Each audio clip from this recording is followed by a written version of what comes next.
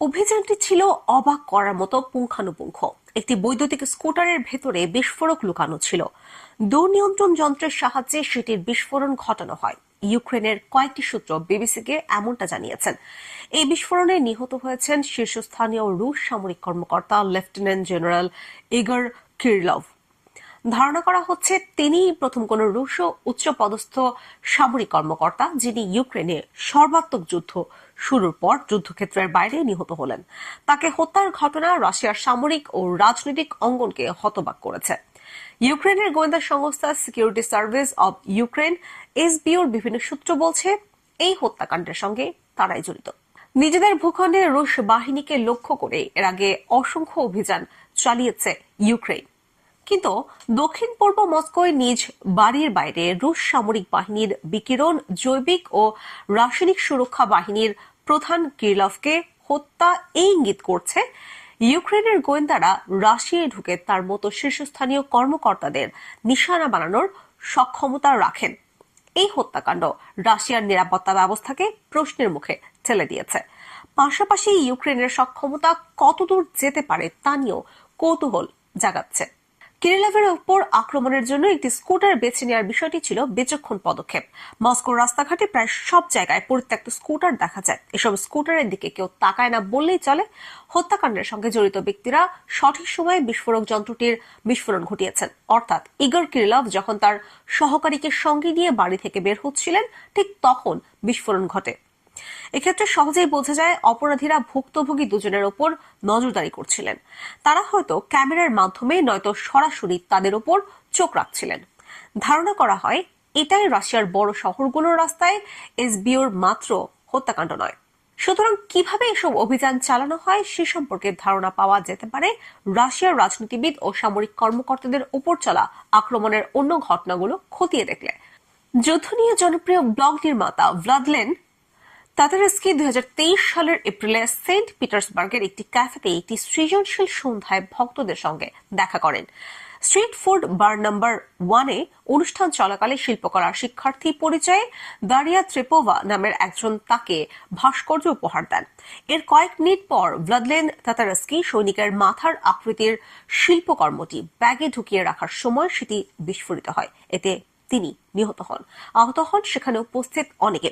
পরবর্তী সময়ে এই ঘটনার বিচার চলাকালে দারিয়া বলেন, ভাস্কর্যটির ভেতরে বিস্ফোরক থাকার ব্যাপারে তিনি কিছুই জানতেন না। দারিয়া বলেছেন তিনি ইউক্রেনের যুদ্ধের বিরুদ্ধে ছিলেন, কিন্তু তিনি বলেন তাকে বলা হয়েছিল যে ভাস্কর্যটির ভেতরে একটি মাইক্রোফোন আছে। আদালত তাকে 27 বছরের কারাদণ্ড দেন। এসবিও সূত্রকে ঘায়েল করতে অন্তর্ঘাত থেকে শুরু করে বোমা বিস্ফোরণ পর্যন্ত ঘটাতে পারে, এমনকি ভাড়াটে খুনিও পাঠাতে পারে, যা সম্ভবত গুপ্ত হত্যার সবচেয়ে কুখ্যাত মাধ্যম। 1 বছর আগে ইউক্রেনের সাবেক রাশিয়াপন্থী আইন প্রণেতা ইলিয়া কিভাকে মস্কোর বাইরে একটি গ্রামে গুলি করে হত্যা করা হয়েছিল। খুনি সবার অলক্ষ্যে একটি হোটেল প্রাঙ্গণে ঢুকে পড়তে সক্ষম হন। কিভা একটি পার্কে হাঁটাহাঁটি করছিলেন। এ সময় কিভাকে দুবার গুলি করেন খুনি। ইউক্রেন এই হত্যাকাণ্ডের বিষয়ে এখনো কোনো আনুষ্ঠানিক বিবৃতি দেয়নি, তবে এসবিও সূত্রগুলো বলছে যে এই হত্যার সঙ্গে সংস্থাটি জড়িত। মাত্র 5 দিন আগে রাশিয়ার শীর্ষস্থানীয় ক্ষেপণাস্ত্র বিজ্ঞানী মিখাইল শার্স্কিকে মস্কোর বাইরে একটি জঙ্গলে গুলি করে হত্যা করা হয়। ইউক্রেনের সামরিক গোয়েন্দা সংস্থার উপর এই হত্যাকাণ্ডের দায় চাপানো হয়েছিল, যদিও এটা নিশ্চিত হওয়া যায়নি। শার্স্কি রাশিয়ার KH-59 ও KH-69 ক্রুজ ক্ষেপণাস্ত্রের আধুনিকীকরণ করেছেন। এই ক্ষেপণাস্ত্র ইউক্রেনে ব্যাপক ধ্বংসযোগ্য ও প্রাণহানি ঘটিয়েছে। শার্স্কিকে হত্যার কয়েকদিনের মধ্যেই কিরিলভকে হত্যা করা হলো। এতে বোঝা যায় যে ইউক্রেনের গুপ্তচরেরা রাশিয়ার কতটা গভীরভাবে অনুপ্রবেশ করেছে। শুধু রাশিয়ার রাজনীতিবিদ বা সামরিক বাহিনী সংশ্লিষ্ট লোকজনই এই ধরনের হামলার শিকার হয়েছেন এমন নয়। 2022 সালের আগস্টে ডোরিয়া ডুগিনা নামের একজন একটি গাড়ি বোমা হামলায় নিহত হন। তিনি ছিলেন রুশ আদর্শবাদী। ডোরিয়া তার বাবা আলেকজান্ডার ডুগিনের কাছে পাঠানো এক বার্তায় ইউক্রেনের রুশ আগ্রাসনের প্রতি সমর্থন জানিয়েছিলেন। রাশিয়ার তদন্ত অনুসারে ইউক্রেনের 2 জন নাগরিক এই হামলার সঙ্গে জড়িত ছিলেন। ইউক্রেন যে নিজেদের শত্রুকে নির্মূল করার জন্য রাশিয়ার অভ্যন্তরে লোক পাঠাচ্ছে, এটিও তার উদাহরণ। নাটালিয়া ভভক পূর্ব ইউক্রেনের রুশ অধিকৃত দোনেস্ক অঞ্চল থেকে রাশিয়ায় প্রবেশ করেছিলেন। পরে তিনি ইউক্রেনের অন্য এক নাগরিকের সঙ্গে জুটি বাঁধেন।